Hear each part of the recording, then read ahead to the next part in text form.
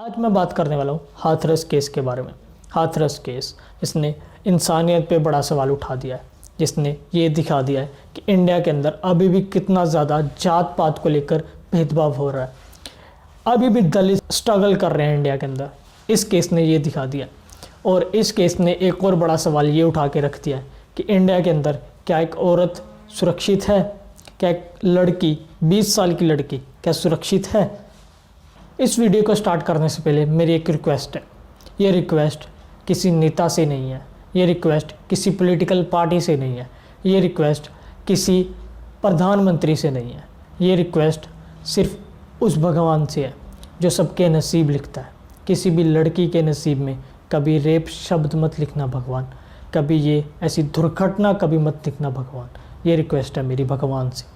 20 साल की एक हाथरस की लड़की, हाथरस एक यूपी के अंदर छोटा सा गांव है, एक वहाँ की लड़की जिसने अभी अभी अपनी ज़िंदगी में ख्वाब देखने शुरू किए थे। उस लड़की के साथ ये दुर्घटना 14 सितंबर को होती है, जिसको इंसाफ तक नहीं मिला। जब ये इंसिडेंट हुआ तब वो लड़की अपनी माँ के साथ खेतों में काम करवा रही थी, खेतों में अपनी माँ के साथ हाथ बंटवा रही थी, तब ये इंसिडेंट हुआ। जब ये इंसिडेंट हुआ उसके बाद फैमिली मेम्बर्स उस लड़की को गांव के अंदर जो भी पुलिस थाना है, जो भी उनके पास का पुलिस थाना था, वहाँ पे लड़की को लेके जाते हैं। पुलिस थाने के अंदर उस लड़की की FIR दर्ज नहीं होती। पुलिस वालों का कहना है ये लड़की नाटक कर रही है, ये जानबूझ के ऐसी हरकतें कर रही है, ये झूठ बोल रही है, ये पुलिस वालों का कहना है। फिर उन्होंने FIR तक नहीं दर्ज की।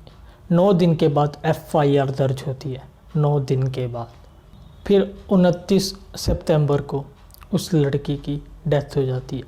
वो लड़की जो काफ़ी लड़ी ज़िंदगी के साथ, जिसने हर मुसीबत का डट के सामना किया, उस लड़की की मौत हो जाती है। फिर ये पॉलिटिकल एंगल, ये पॉलिटिकल पार्टीज़, ये पॉलिटिकल लीडर्स सब सामने आ जाते हैं उस लड़की के लिए।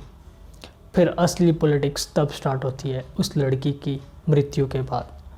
29 तारीख को जब वो लड़की की डेथ हुई, रात के 2 बजे के अंधेरे में पुलिस वाले उस लड़की का संस्कार करते हैं। फैमिली का कहना है हमारा घर बंद था, चारों तरफ से पुलिस वालों ने घेरा हुआ था घर को, उनको घर से बाहर निकलने तक नहीं दिया गया।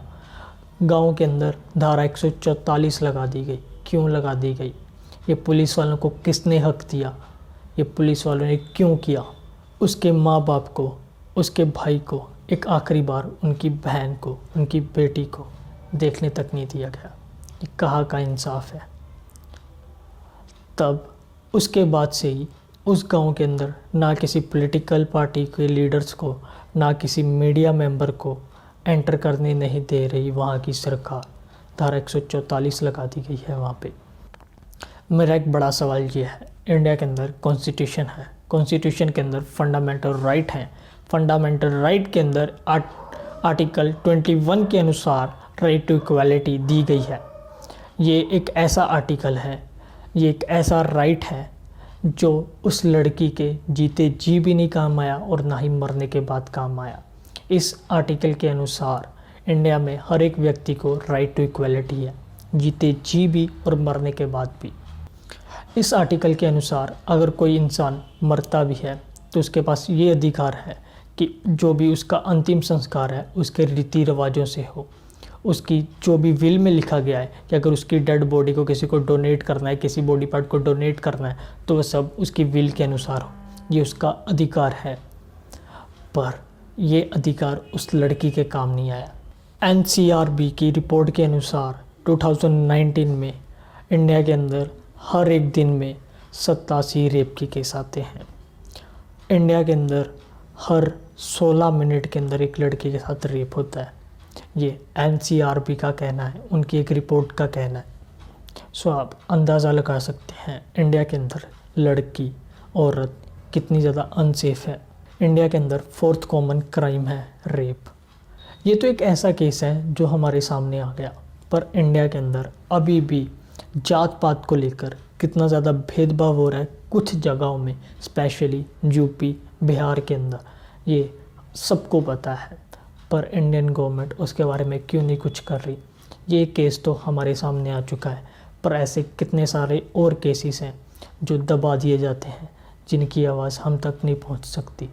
इतने ढेर सारे केसेस ही हैं जिनकी आवाज़ दब जाती है। इंडियन गवर्नमेंट को इसके बारे में सोचना चाहिए। उनको रूल्स लॉस में तब्दीली लानी पड़ेगी, कुछ स्ट्रिक्ट लॉस इम्प्लीमेंट करने पड़ेंगे अगर इन सब इंसिडेंट को कम करना है इंडिया के अंदर। हम लोग अपने सोशल मीडिया पे कितनी भी पोस्ट डाल लें, कितना भी अपनी आवाज़ उठा लें, पर हम लोग उस लड़की का, उस परिवार का दर्द कभी नहीं समझ सकते।